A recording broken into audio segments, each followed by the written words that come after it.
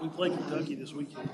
My father asked me about it. Good afternoon, and thank you all for joining us for this second breakout session. We had a wonderful start to the afternoon next door, and we will continue that now with a great discussion and a very informative one, I know for me, concerning the process by which we can go for a Center of Academic Excellence in Cyber. We have some very experienced and very well-versed panelists today. It's my pleasure to be the moderator for this event. Most of you already heard me introduce myself, but I am Gretchen Kaufman. I'm the provost here at Georgia Regents University.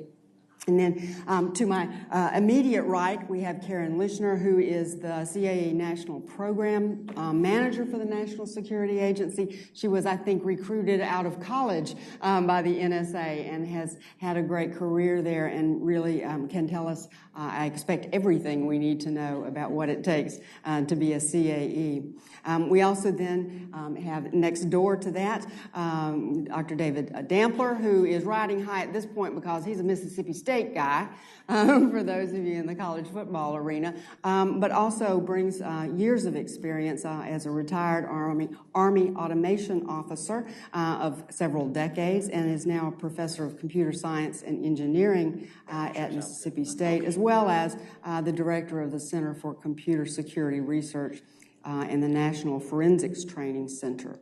And then being the bookend to me at the end is Dr. Herb Matford, who's Assistant Director for the Cole Center for Information Security Education at our sister University System of Georgia institution, Kennesaw State University. He, too, has decades of experience in the IT industry before joining the faculty at Kennesaw, and was manager of corporate information technology security at Georgia Pacific for a number of years. So thank you all for being here today. We appreciate it. As I've mentioned, I'm looking forward to a robust discussion around what it means in terms of the educational assets for being designated as a Center of Academic Excellence, and what then we might do, again, in the partner arena to become one at Georgia Regents University, because we do have that aspiration, and so I look forward to that. Karen, to start us off, could you just give us some idea, you can speak to me, who really is the novice at this. Many of the audience may be much more informed, but about what that really means as an institution, and to you and the NSA and the Cyber Command. Okay, can you all hear me? I'll just give some background first. The CAE program started in 1998, and Admiral McConnell was actually institutional. He was started the program. He was one of the first directors of the agency that actually saw a need for information assurance cybersecurity professionals. So the CAE program started with 7 universities in the country. We're now at 183 in 43 states, the District of Columbia, and the Commonwealth of Puerto Rico.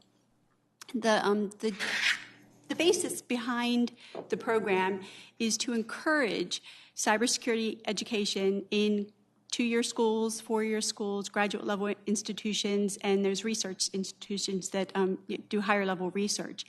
We don't develop curriculum. We have guidelines that we expect that a cybersecurity professional would need to meet to assume a position in the real world. So we have a series of knowledge units now that the schools have to meet in order to get the designation, and Dave and Herb can talk about the painful process that is later. But so they need to meet a series of knowledge units that courses may cover it at their university, and then also a set of criteria. And the criteria is outreach, how a school takes what they have as what they're teaching their students and how they help the community. And community can be your local high schools, middle schools, state and local law enforcement. It's how they give back to what they know and how they pass it on to the general public. So that's basically what the program is comprised of. Now, what it does for a university, there's no tangible benefit as far as money. The schools, the universities are eligible to apply for National Science Foundation grants, and their students then can get scholarships. it also develops a sense of community. The schools that are in the CAE program, several times a year we try to get together and meet. The schools are amazing at sharing information, sharing curriculum, sharing best practices. And so we find that that's the most, I guess, tangible benefit or intangible benefit to a school. Right. And from your perspectives, then there is a real outreach component to this, would you say? And how does that manifest across your institutions, for instance? Is there something you can speak to it? Well, can you hear me? You may have to Back share. line, if you can hear me. A little closer. Okay. A little closer, okay. Yeah, I'm not used to using a microphone. So outreach, at least at Mississippi State, we've been in the program almost from the beginning. So we were designated our first Center of Academic Excellence designation came in 2001, and we've been continuously recertified since. And we're actually, I don't know how many, but I think last year it was 7. We actually hold all of the credentials. So we have reached out a lot. So we tend to have, being in Mississippi, we have a number of minority institutions in the state which we regularly help to develop cybersecurity programs. I'll give you an example. I have 2 PhD graduates of mine, which are now faculty at Jackson State University in Jackson, Mississippi, teaching cybersecurity at Jackson State. But we've also helped Illinois Institute of Technology. We've helped a number of schools in Texas, Tuskegee University in Alabama. And so what we do is just reach out. And when somebody needs help, for example, I ran a fairly successful program for several years to increase the participation of women in cybersecurity, and I've been able to, at Mississippi State, increase our participation from 8% to 50% in about 4 years. And so as a result of that, I now get lots and lots of requests for how did you do it from schools all over the country, and I'm open to share the way we did that. And so outreach is really sort of ad hoc, but we're all required to do it as a CAE, so we look for opportunities to do that. Not much to add. Dave's really set the standard. We became a CAE 2005, I think. Sounds about right, and been certified since. For us, it has always been part of the fabric of the application, because when we came to it, community engagement was one of the key criteria and always has been. So for us, we view it as sort of let's say a 3-level program: up, sideways, and down. By up, we're talking about being aware of the other CAEs in our state and region, trying not to do things that are not complementary to what they're doing. In other words, direct competition probably isn't the best route to long-term success. So we look for ways we can complement what's happening in our region, especially. And then by sideways, we got into the idea early on that we may not do it the best, but if we share everything we do, we're going to get better at it. So we started from the very beginning with something we call our Curriculum Development Conference, which we have each fall, hosted on campus, a shoestring conference. And we view that as one of our key engagements to the academic community of peer institutions. And many of you maybe in the room have actually come to Kennesaw to come to the conference. If you haven't, let me know and I'll put you on our mailing list, and we'd love to have you come and talk about pedagogy or application of practice in the classroom or laboratory experiences or any part of the cyber education process you want to work on, you want to publish in. We want to be part of that and help you with it, share what we know, and then help you share what you know. I think that's the most important thing we can do. As part of that, we recently launched our new journal. We have the Information Security Education Journal, which is now actually published. The first one came out last week. We're very excited. And we're all the time looking for journal articles, of course, because many of us on the academic treadmill know that it's publish or perish. And so what we offer is if not exalted status journal, certainly a friendly, engaging journal that one could submit an article to and get constructive feedback and encouragement, and a reasonably high but not insurmountable bar to jump over to get published. I think we need those kinds of outlets so that we can get better at the practice of pedagogy. So that's what I mean by sort of sideways. And then by reaching down, I'm talking about both K-12 and less than 4-year programs. So we have, in the market that we're serving in North Georgia, reached out with interlocking, or what we would call interlocking curriculum, I guess is the best word, so that we can give credits to 2-year students that count towards a senior college degree in a meaningful way. To many of those students who got started in a program of study that ends with an associate's degree, unless they're careful or lucky, they wound up with a dead-end certificate, a 2-year degree that really doesn't leverage them into a senior college to get a 4-year degree. So what we wanted to do is try and work with a few institutions in the state, especially in our region of the state, so that a student that participates in a cybersecurity program at a 2-year program doesn't lose any ground if they decide later to translate that into a bachelor's degree. So I think it's important that we don't lose sight that it's a big tent that we're living in. It has 2-year programs, 4-year programs, graduate programs, research-focused programs, educational delivery-focused programs. All of those need to work together to deliver qualified, trained, competent, capable professionals to the workforce. Because after all, that's why we're here, is to deliver elements to the workforce that can do the different jobs that need to be done. Not all of us are going to deliver the same students. I think that's an obvious observation, but sometimes we lose track of that. When we first started the CAE process, there was a one-size stamp that you had to be stamped into, and that was the R model. Later, it was differentiated by adding the R category for the R schools that really are focused around graduate-level research-focused endeavors. And then that left us in the middle in the 4-year model, which is we're very comfortable in, delivering educational experiences to students, producing employable graduates that go to work in industry and government. And then at the same time, or near the same time, I believe, from memory, the 2-year model was added so that those 2-year associated programs could find a way to visibility. And when I use the word visibility, because that is really the only tangible, I mean, Karen mentioned 3 layers of value that come to institutions that are recognized. Those are absolutely correct. But the one that actually can help you as an institution and help you get visibility within your institution is that of being visible to the community as part of this larger program.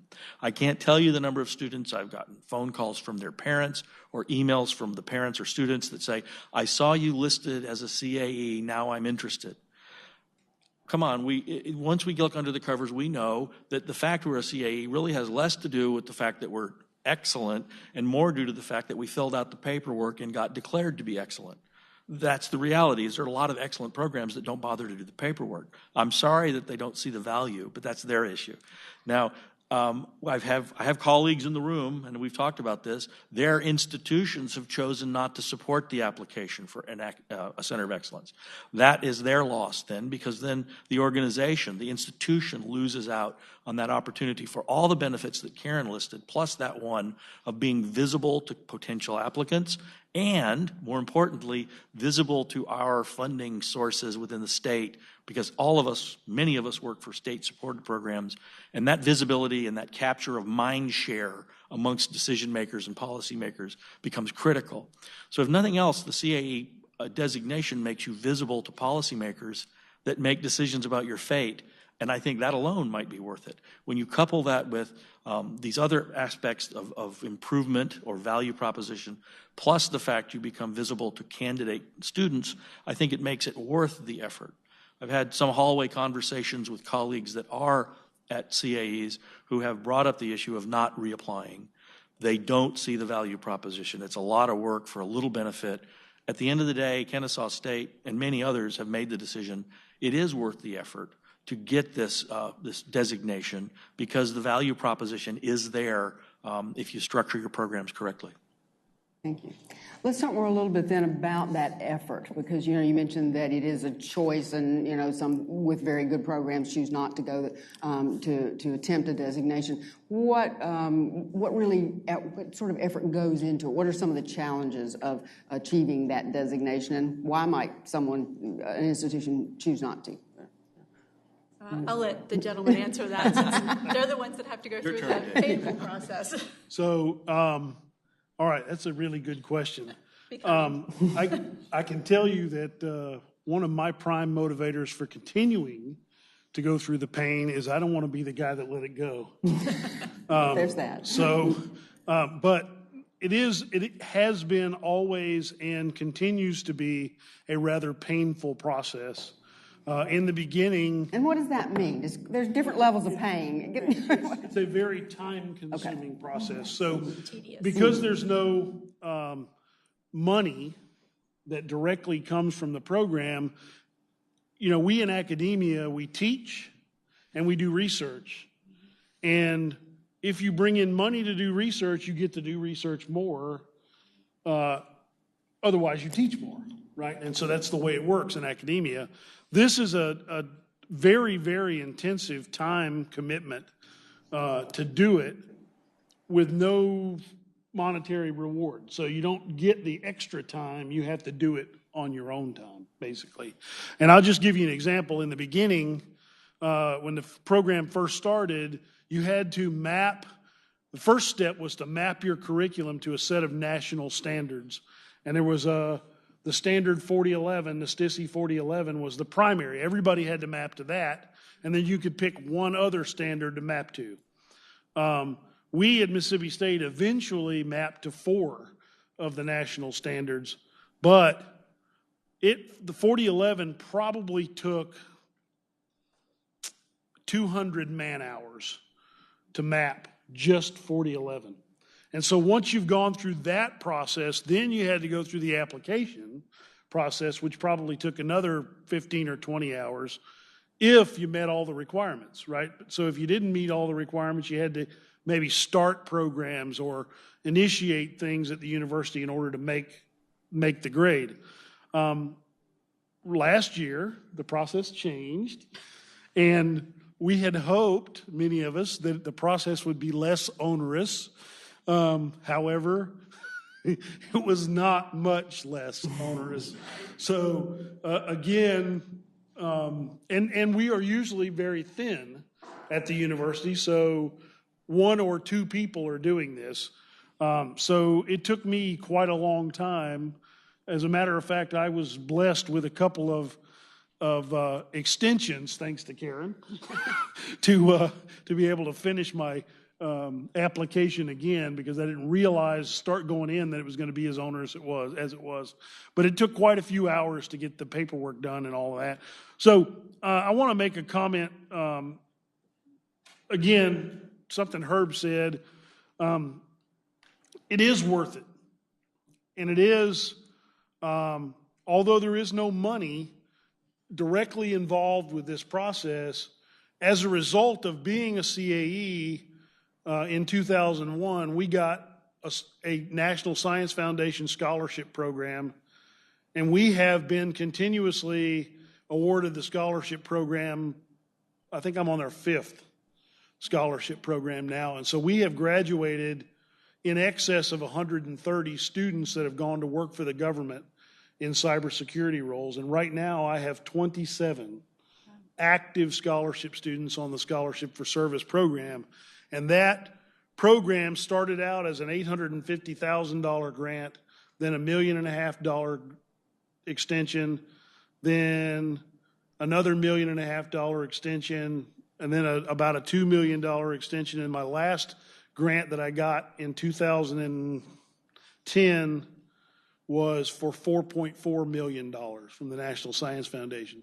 And so there is no direct monetary benefit, but you get a significant opportunity that unless you have those credentials and those capabilities, you cannot go for. Now, an additional benefit, Herb talked about visibility. We have gotten students who came to Mississippi State to study cybersecurity from all over the country.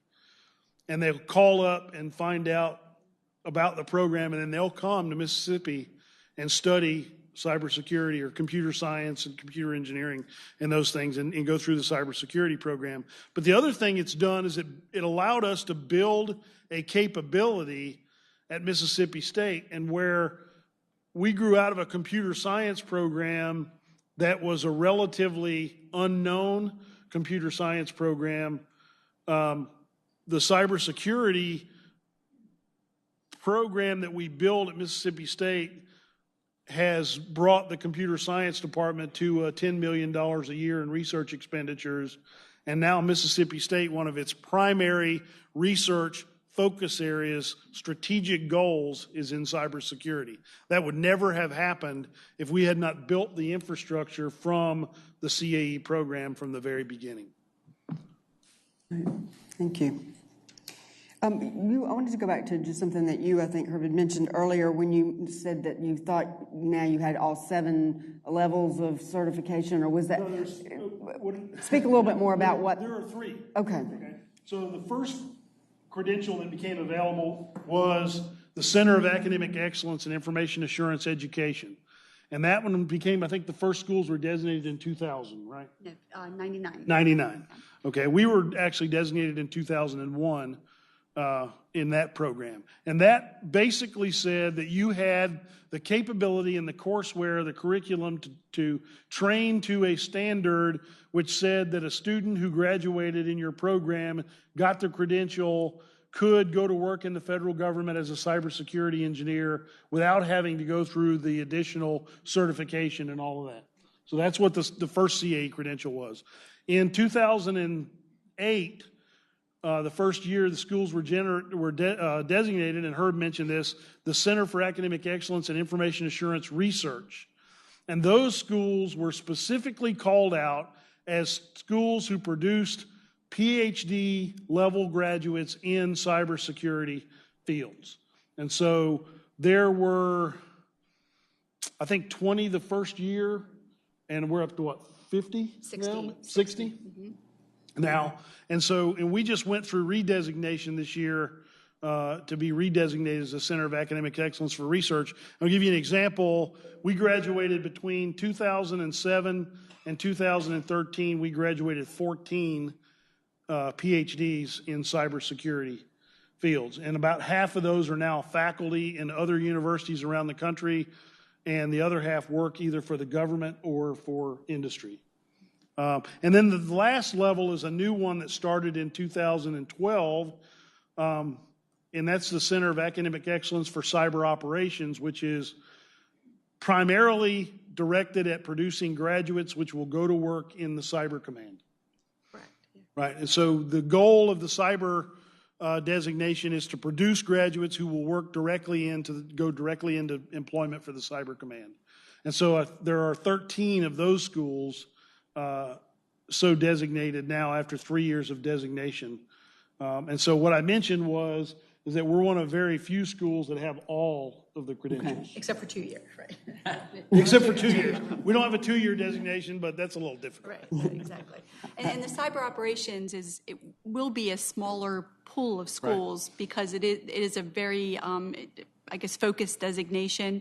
Not a lot of universities are dealing with cyber operations specifically. The cyber security, cyber defense designation that my office deals with, it's very broad. Right. And so we find schools that have it in business departments, in computer science departments, engineering, policy. So it can pretty much reside anywhere in a university, and as long as the particular program meets the requirements, it doesn't matter where it comes from.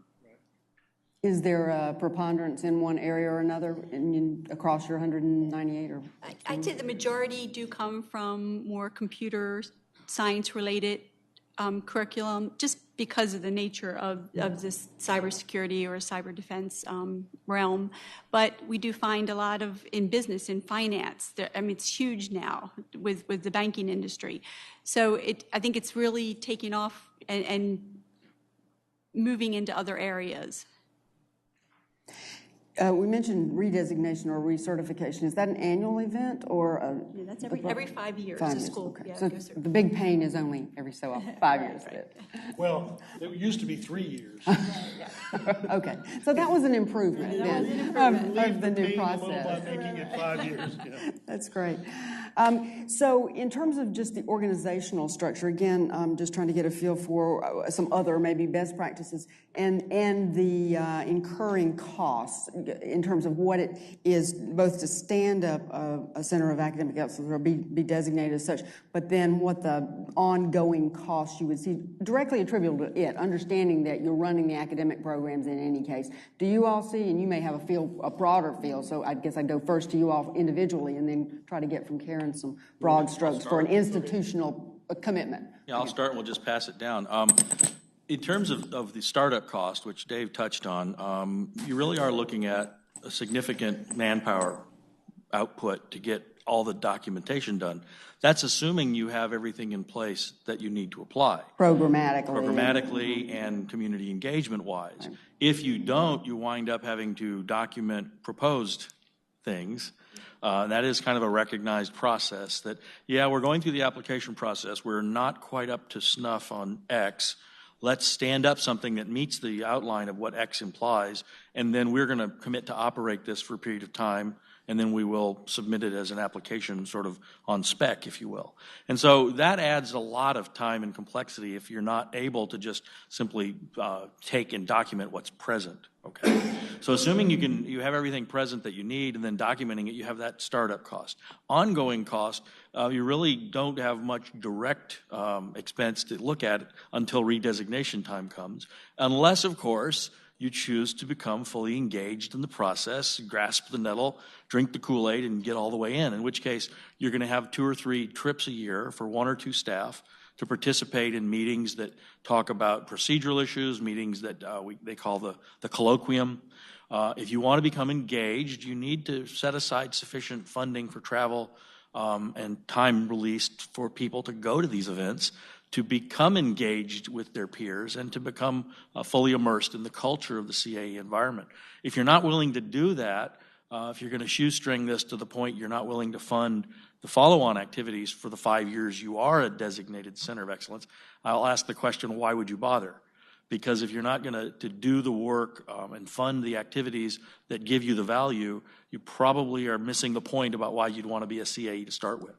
So you are going to have some operating cost from engagement, both engagement at the CAE level, and also remember that when you filled out that application, you made some kind of commitments about engagement in your community, and you have to follow through on your commitments.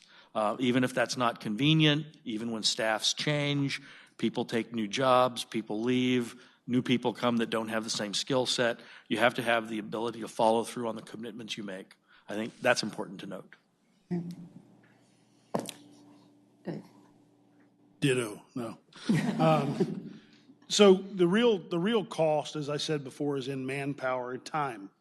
And so it's a time commitment. And so in addition to what Herb mentioned about, recertification and the effort that goes into doing the reapplication, if you're truly engaged in this, every year somebody's coming and saying, hey, can you help? Can you read my application? Can you review my scholarship application to see if my program is up to snuff and I can get funded? And so we do a lot of that kind of time commitment as well, and there's no reward for that other than you just feel good about it.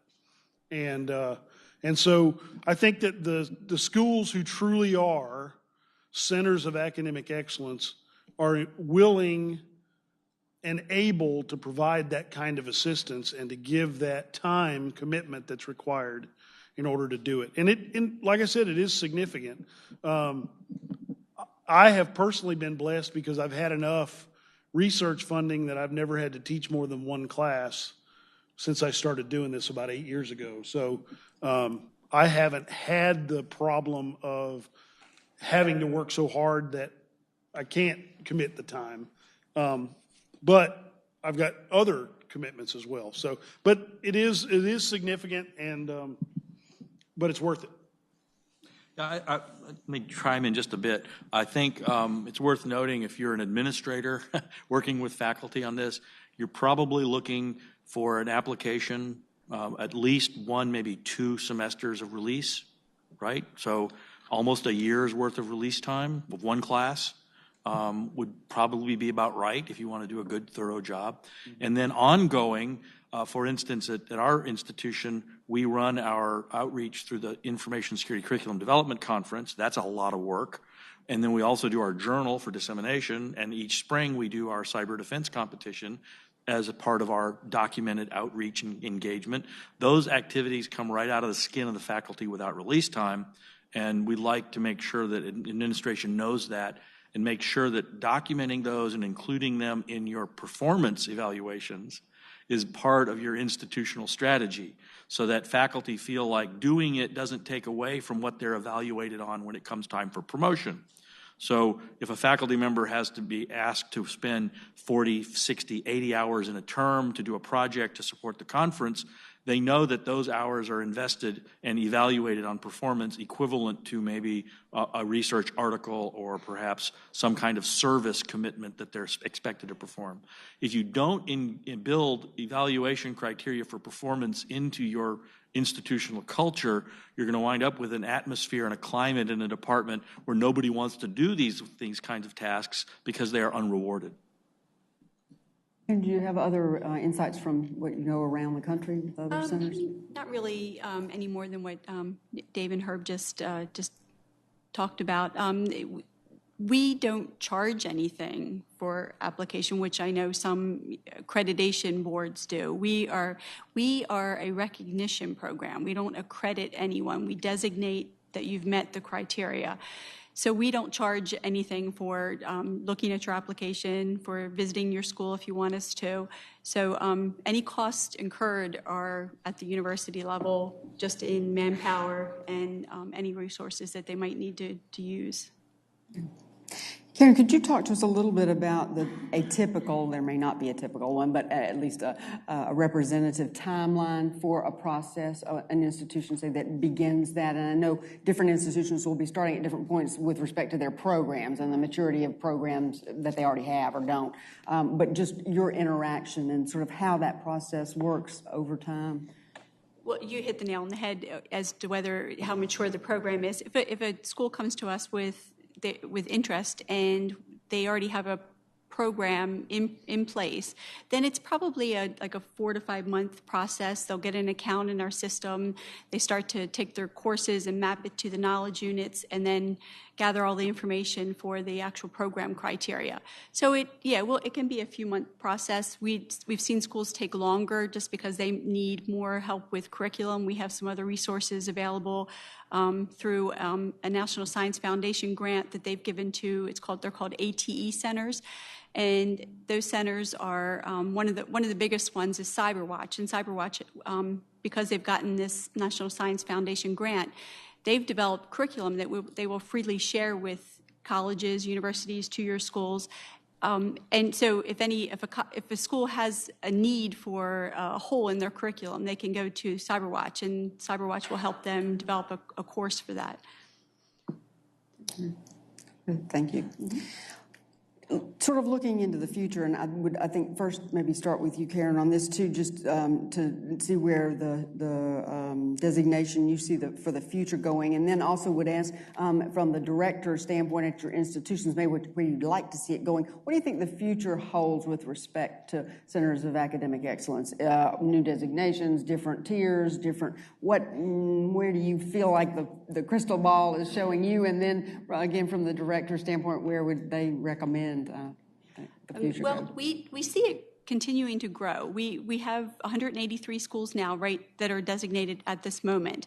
We have probably on a monthly basis another 5 to 10 universities that are brand new that are interested in the program. We work with them through the process.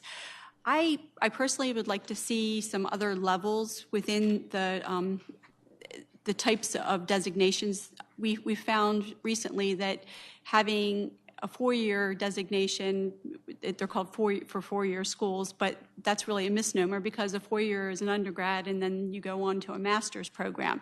So the undergrad and the master's programs are different. So I think we need to kind of split that off and maybe differentiate between those two types of programs. But other than that, I see the program continuing to grow. I see that there's a need for more growth. People naysayers say, well, how can that many schools be excellent, truly excellent? But if you look at the number of colleges and universities in the country, we're still only hitting about 5% of the population.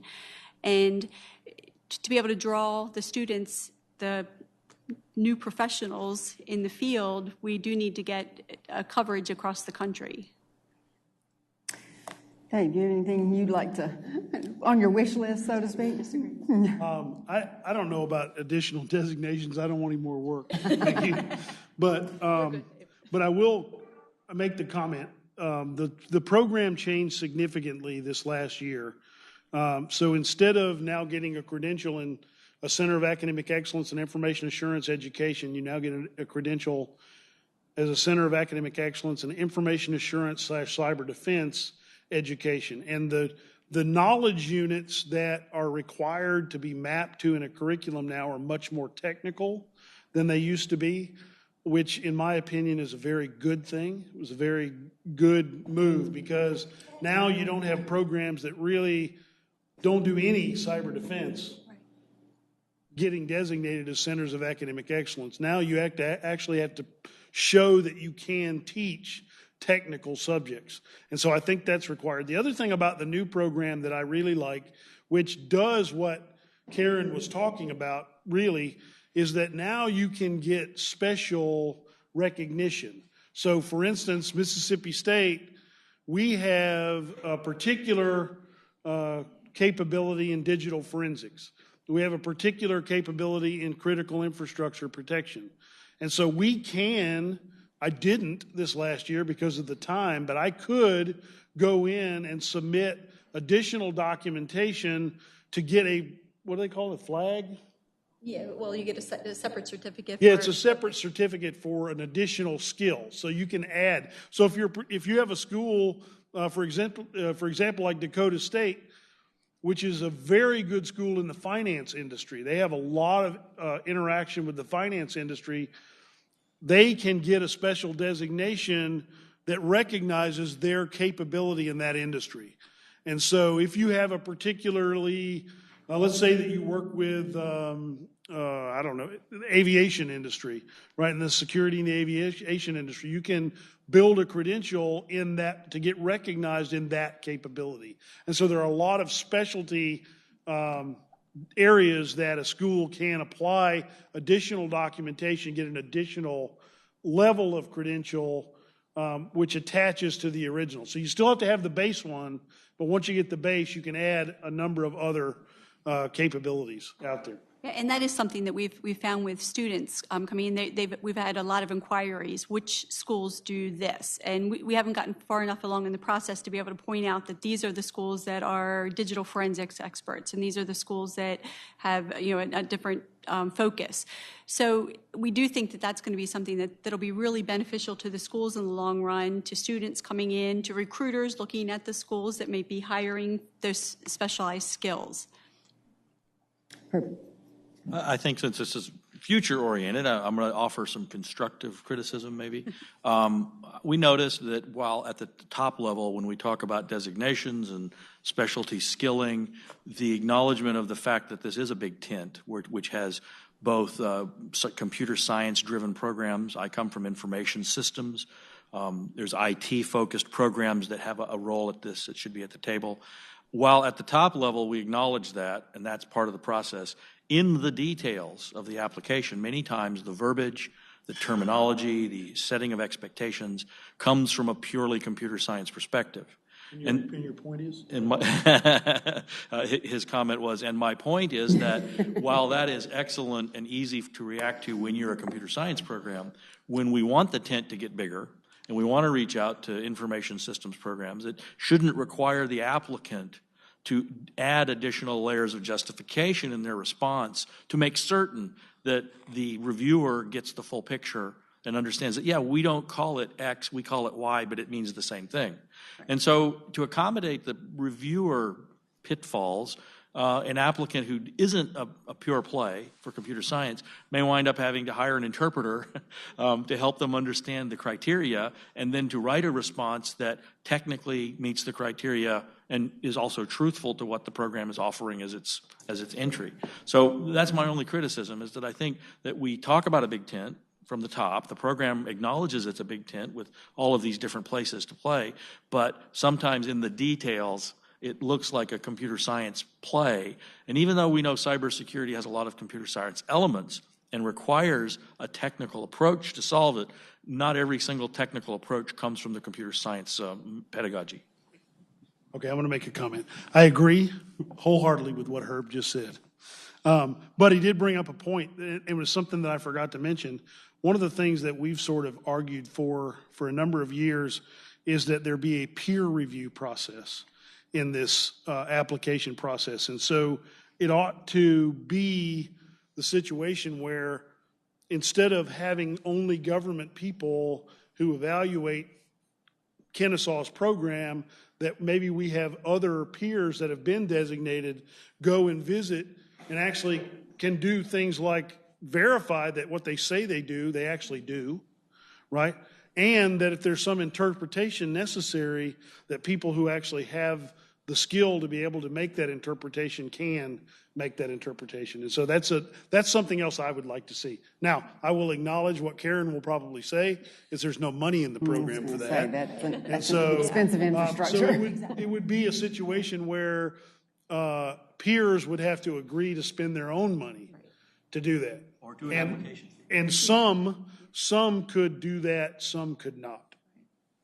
And I agree with both Herb and Dave. The beauty that we found when we started looking at the program and developing the new way of doing things with the knowledge units is that they can be updated and they can be changed. We welcome suggestions. If there seems to be more computer science bent, then we can change things easier than when it was based on national standards. That was like a 2-3 year process to get one of those changed. Whereas we can take, we're forming a board where we'll be asking academia and industry and government to look at all the recommendations that come in from the universities and decide on which ones we should implement immediately, which ones might need a little bit more work. The peer review process was something that we had looked at very closely, and as Dave said, we have no money. So we really can't pay for peer reviewers, but in the future that will be one of our nice to haves. Right. I want to be respectful of our time and open the floor for some questions from the audience. If you have questions, we have microphones on either side. If you would come to those and state your name and where you're from, that would be great. In the meantime, while you're thinking of your question, if you didn't have it already, is there anything you wish I had asked that you were just dying to say and didn't have the opportunity from your standpoint? Mine in there at the end. You've gotten yours. All right, good.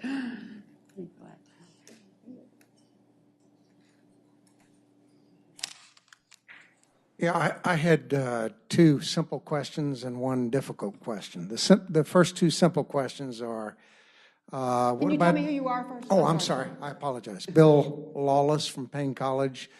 Payne is a historically black college about 2 blocks from here. My two simple questions were, what about summer research programs for students and, of course, faculty, if you know anything about that? And what kind of preparation do you recommend for undergraduate students? Do you have, are the curricula designed to address that? Those were the easy questions. I can take a stab at some of that. Okay, one of our, Mike Whitman, who should be here, not me, but he's the director of our center, couldn't make it today. One of the things we've done from the first time we finished our application is we've run a workshop as part of our annual conference where we invite faculty for the price of the symposium admission. They come into the conference and we do a 2-hour workshop with a rotating set of topics. And one that we trot out at least every other year is how to do a CAE application. Another one we trot out frequently is how to develop curriculum that meet your stakeholders' interests. Another one we do regularly is how to deliver lab experiences that make cybersecurity worth studying, because if you don't do a lab, you're not really teaching the full depth of the material. So I think it's important that faculty take professional development in this topic seriously. Now, as far as picking up student curriculum, there's a number of sources. One of my side jobs, I write textbooks, and that my publisher produces a model pedagogy, a curriculum that you can pick up. There's also the Cyberwatch. I think there's some other semi-private organizations like Cassia, Moraine Valley. Right. Community College has a center that offers lab-based curriculums out to the community at no cost, really. So, and what happened to the outfit out in Idaho? Didn't they?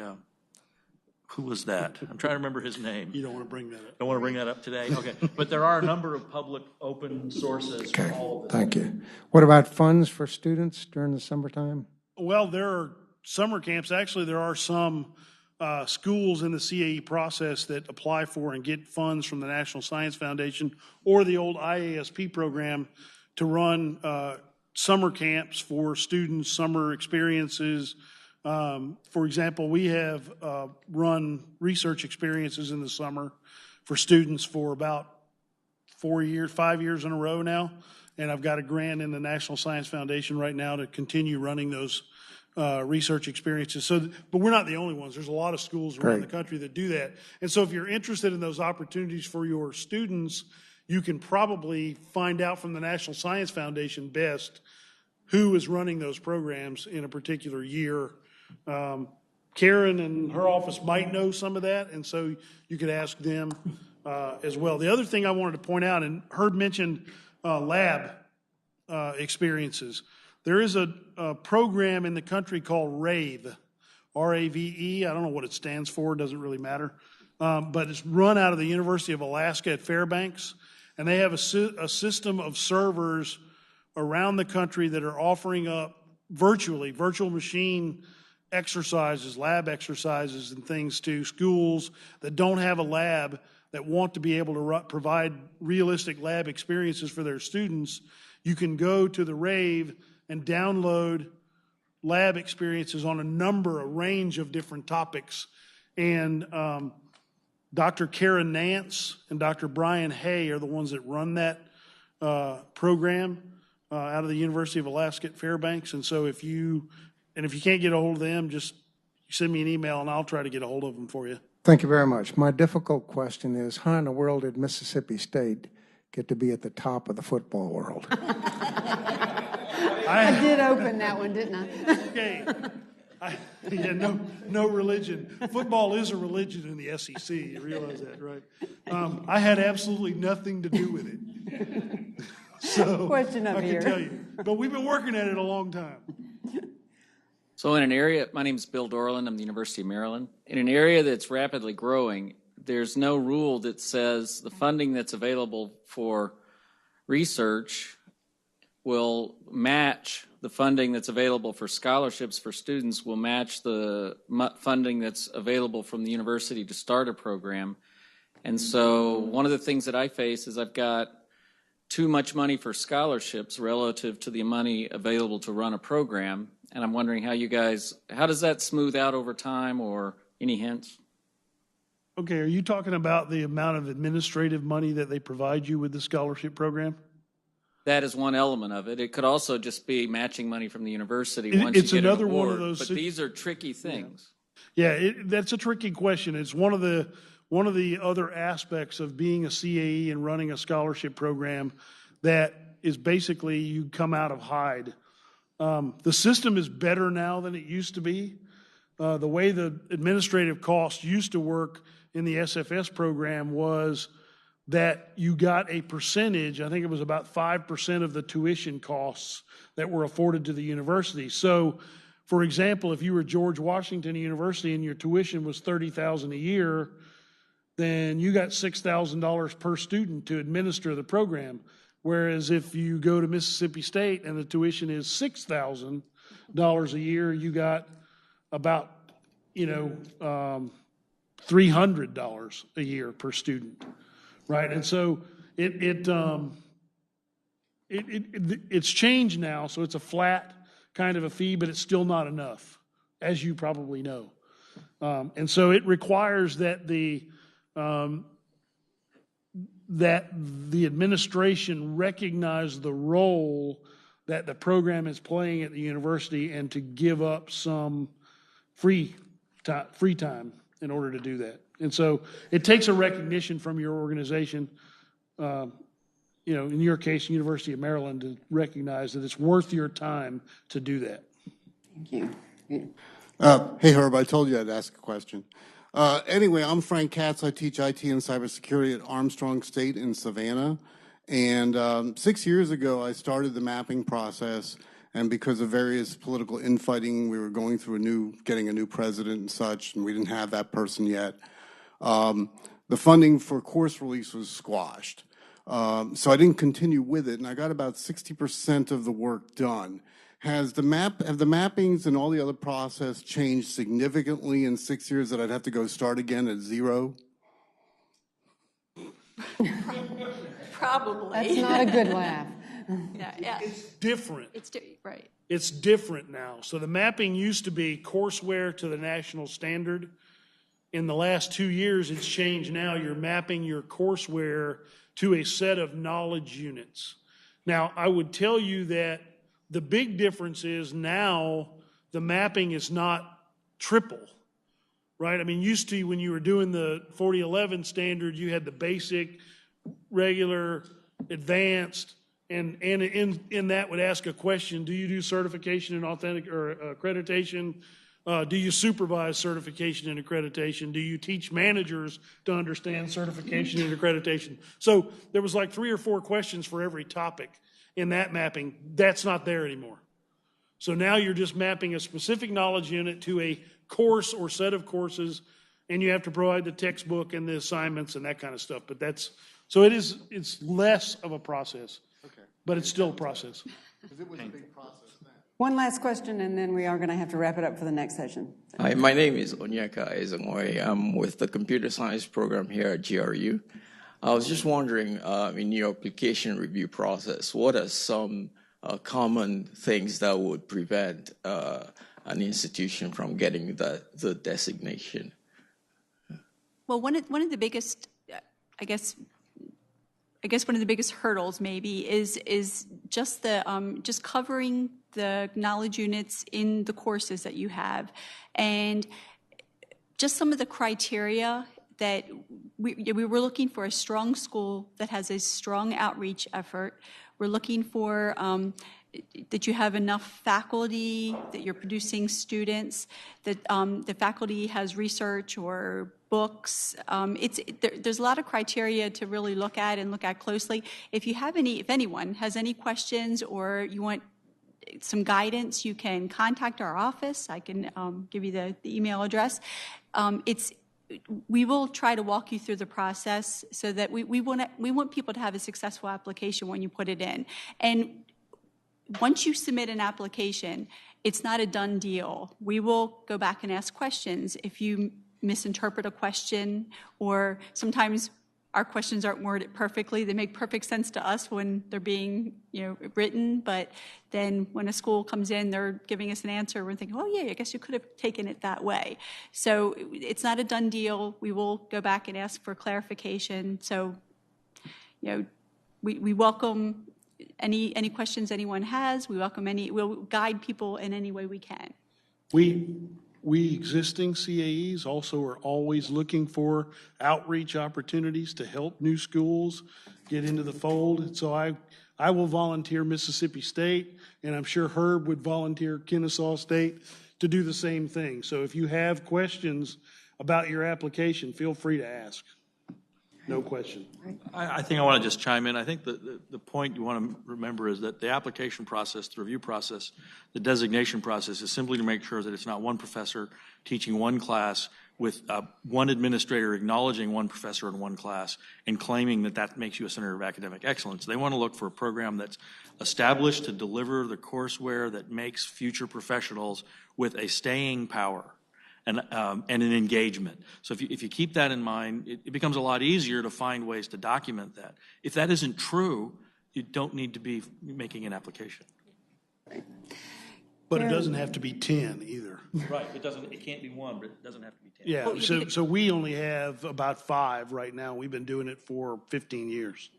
But we have had schools that had one professor that was the program, and that professor left and nobody picked it up. And that would be the only reason that a school wouldn't continue in the program, because there's no legacy for the students or for the faculty to continue. Right. Succession planning is important. I'm sorry to hold us, but I want to make one final comment. Just remember that the Center of Academic Excellence designation is not for a program of study. It's not for a degree program. It's not for a college within a university. It's for the institution.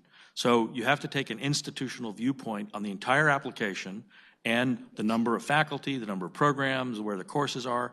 It's not about one class in one degree program. It's about everything the whole institution does. I think that's a great point. Thank you, for making that. I mean, we lose sight of that because we talk about programs.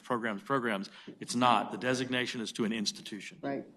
Well, Karen, Dave, Herb, thank you so much for doing this, for sharing your thoughts and all your expertise. And we appreciate your collegiality as well and your offer to be of assistance to any and all of us who are here representing the other institutions. So thank you. Thank you all for being here. And